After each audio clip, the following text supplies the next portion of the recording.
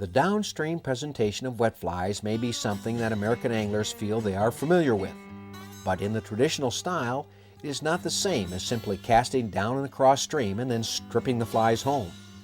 In the traditional technique, the flies are worked methodically below the angler and eventually allowed to dance on the dangle before retrieving. Always fish the closer water first, because you never know what's there to start with. There could be fish just laying right on that lip.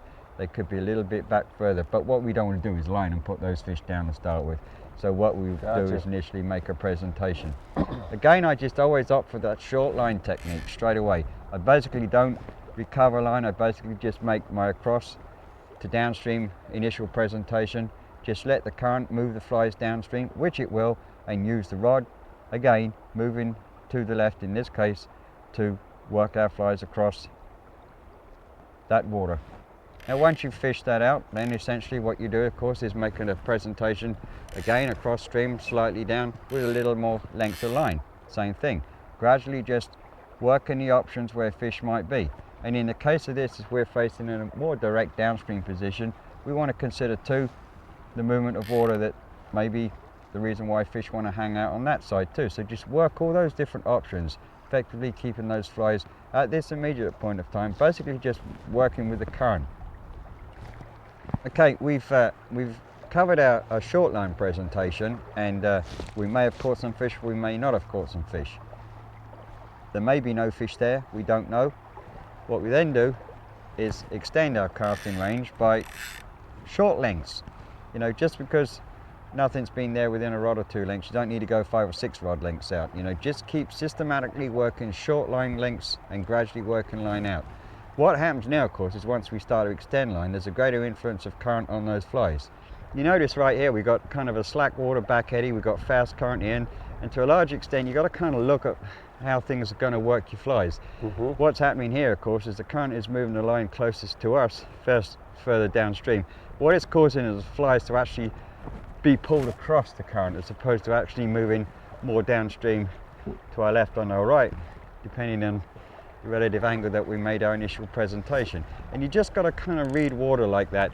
In this case, what I'd rather do is to move the rod tip over to the right, which will allow me then to control the flies coming back through that slow moving through the zone that you want to be in. Right, exactly right. As Keeps opposed the flies to in that doing that. And backwater. I've made my presentation. I'm watching what's happening with the line, which of course is affecting the movement of the flies, but I want to impart a little bit more action to the flies. So I'm going to just give it a slow recovery. I'm not stripping them by any stretch of imagination. I'm keeping in contact with the flies, and I'm just working those flies, and I may move my rod to the left and the right, which of course slows down or allows the flies to speed up during the progression of the actual fishing of those flies. Gradually lengthening line and working my way through the pool. Same thing here, we got water to the left, water to the right that's fishable. Same thing, I'm going to go to the left hand side, slow the flies down by moving my rod tip over to the left, gradually raising the rod and drawing the flies back towards me. And that does a number of things too. The obvious one, of course, as you do that, brings the flies up to the surface. Now I know, technically speaking, you know, bugs naturally don't generally move against the current flow and come to the surface, and fortunately for fly fishermen, fish haven't figured out that, you know, artificial flies do that, but whatever. You know, that's just one kind of deadly way of actually getting fish to strike you.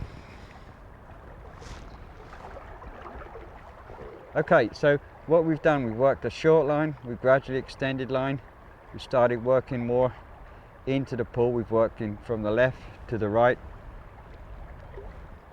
trying to promote, of course, the fish to see the flies and strike them. Now what's typically done in this country is this. A downstream cast is made, maybe slightly across or otherwise. The flies are allowed to land.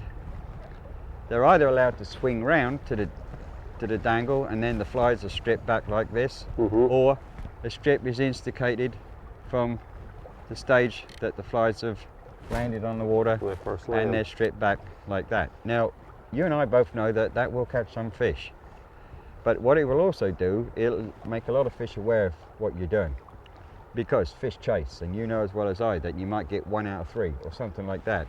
If you put the odds more in your favor by fishing those flies with a little bit more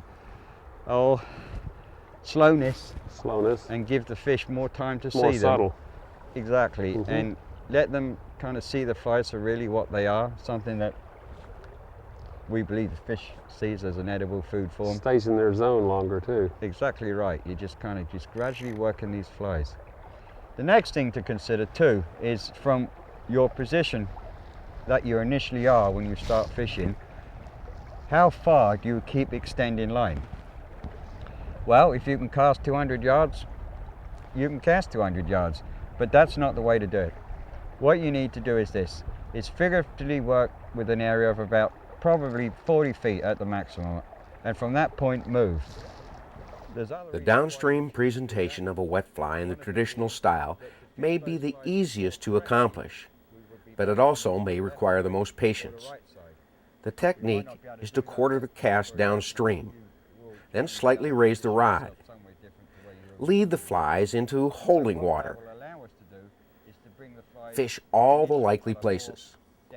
Dance and dangle the flies on the hang, and recover the flies slowly. I know that at this point of time, if I fish effectively this zone here and this zone here, I've covered that water. But to effectively cover the water which is a little bit further downstream, I'm not going to be able to do that from this position. Right. So I'm going to move. I'm going to move to a strategic point, either to that side or to that side, whichever. If you're forced in a position where of course you can't do that, well, fair enough. But that's ideally what you would aim to do. This is our last demonstration on various ways to present wet flies in the traditional style. There are a couple of forms of presentation we didn't go over, namely fishing wets on a sinking line and fishing them from a drifting boat.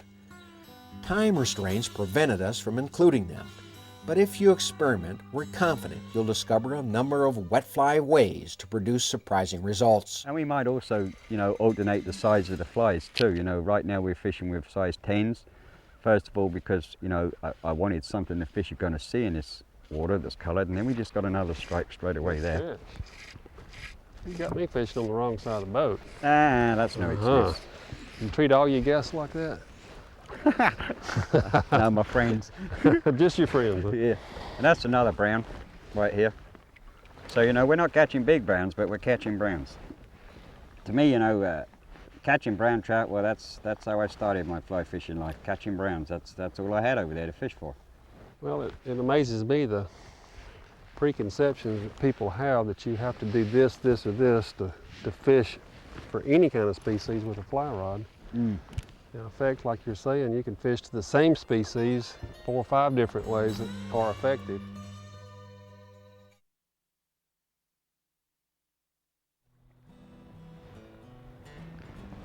A lot of the areas too on this river, that in the daytime, of course, the fish won't have it because of traffic on the water, or come in the evenings, or after the main traffic on the river's gone, it gets quiet and those fish just come back and they'll just get right back into these kind of real nice fishy zones. There's a nice fish just rose up there. Took it on top. Got me too.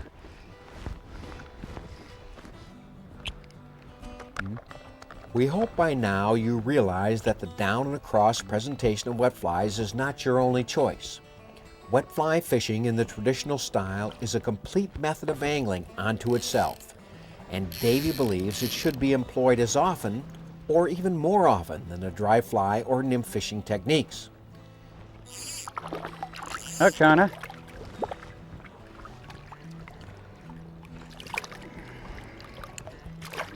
See a little fish? Look, here's a little fish. That's a good girl. It is an active form of angling that keeps you on your toes and in touch with your flies. Instead of hoping for a strike, you are not leaving it to chance, but taking the initiative and inducing fish to take. We believe it can bring you great results even when nothing else is working, especially at midday when the sun is high or when off-colored water has put the fish down. I mean, you're working for your fish when you get this way. You kind of get all your senses heightened, and every little tiny twitch and reaction you got to react to. It ain't one of those kind of things that you got to pick it up real fast. You just got to work at it and understand the parameters of how the wet flies need to work in the prevailing conditions, the relative angles to cast at, just reading the water the right way. Just a whole bunch of different things there that come into, you know, I mean, I think these cutthroats are just absolutely beautiful, pretty fish. I mean, they really are.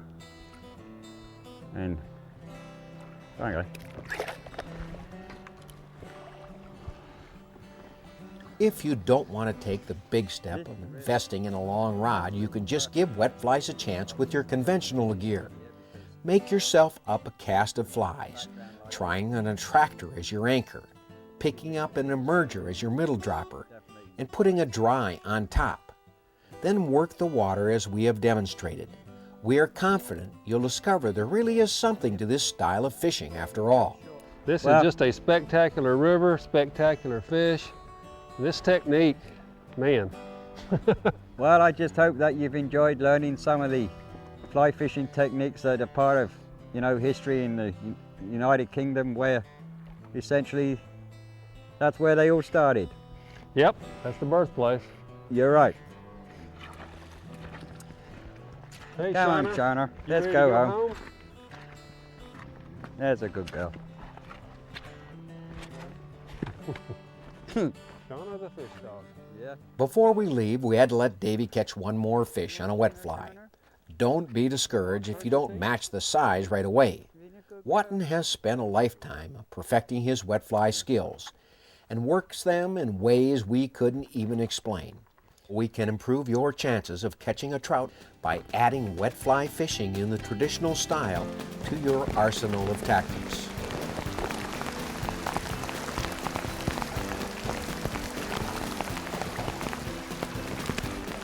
Hey, come up behind you. Hey, I'll come below you. I'll come below you.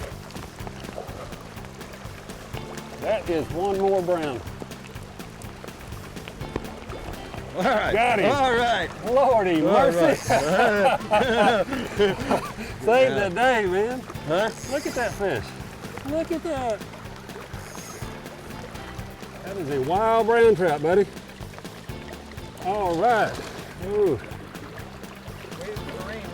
All right.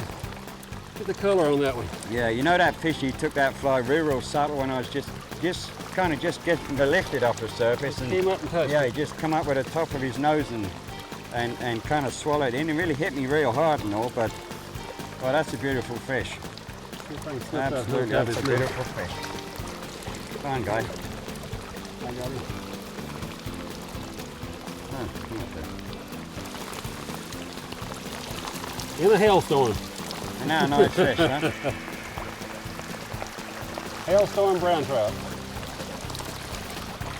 That was a great fish. I enjoyed that. Yeah. You pulled it out, man. Yeah, you just pulled in it time. out. Look at this. I think that's the last fish of the day. Yeah, I guess you're right, Gary. Great dog. Let's call it a day. Yeah.